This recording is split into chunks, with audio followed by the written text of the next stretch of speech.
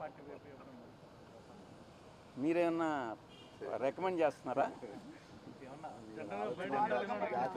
మీరు బీజేపీలో చేరుతనే ప్రచారం ఉంది సార్. మీకు గవర్నర్ ఇస్తాను బ్రాక్ అండ్ కూడా మీకు బీజేపీ అనే ప్రచారం నడుస్తున్నారు. అబద్ధమా? మీరు భవిష్యత్తులో రాజకీయాల్లోకి వస్తారా? నేనేం చెప్పాను? నేను వ్యవసాయం చేసుకుంటానని చెప్పాను. వ్యవసాయం చేసుకుంటున్నాను. దాని మీద కూడా మీరు పత్రికల వాళ్ళు చాలా కామెంట్స్ చేసినారు.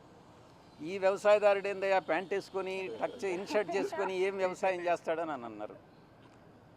అంటే వ్యవసాయదారులు మంచి చొక్కా మంచి ప్యాంట్ వేసుకోకూడదా మీ దృష్టిలో? అలాంటప్పుడు వ్యవసాయదారుని మీరు కించపరిచినట్టు కాదా? గోచిపెట్టుకొని చేస్తేనే వ్యవసాయమా? అర్థం చేసుకోవాలి. మనోభావాలను దెబ్బతీయకూడదు. వ్యవసాయం అని అంటే వ్యవసాయమే. నేను నిజంగా కూడా అదే చేసుకుంటున్నాను.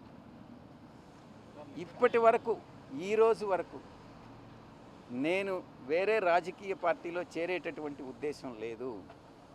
ఇటువంటి వాళ్ళు ఏదైతే నా మీద నిందలు మోపుతున్నారో, ఎవరైతే నిందలు మోపుతున్నారో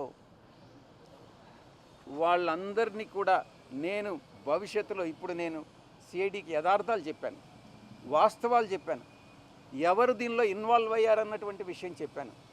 నేను అదే చెప్పాను, కర్త కర్మ క్రియ 3 కూడా విక్రాంత్ రెడ్డి అనే విషయం చెప్పాను.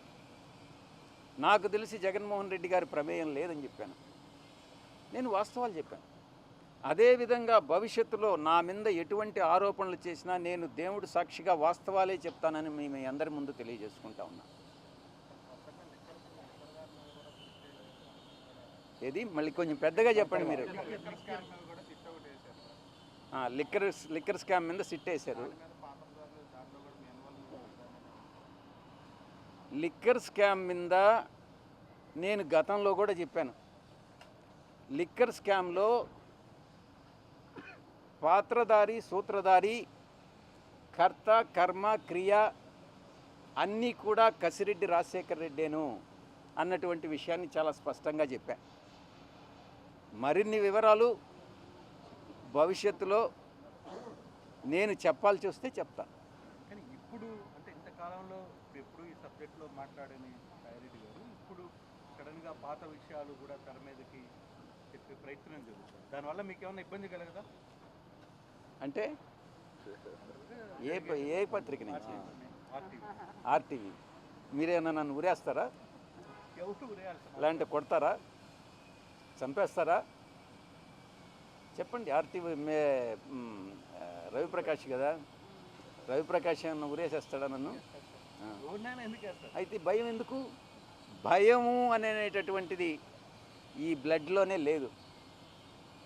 భక్తి అనేదే ఉండింది, ఇప్పుడు కూడా ఉంది.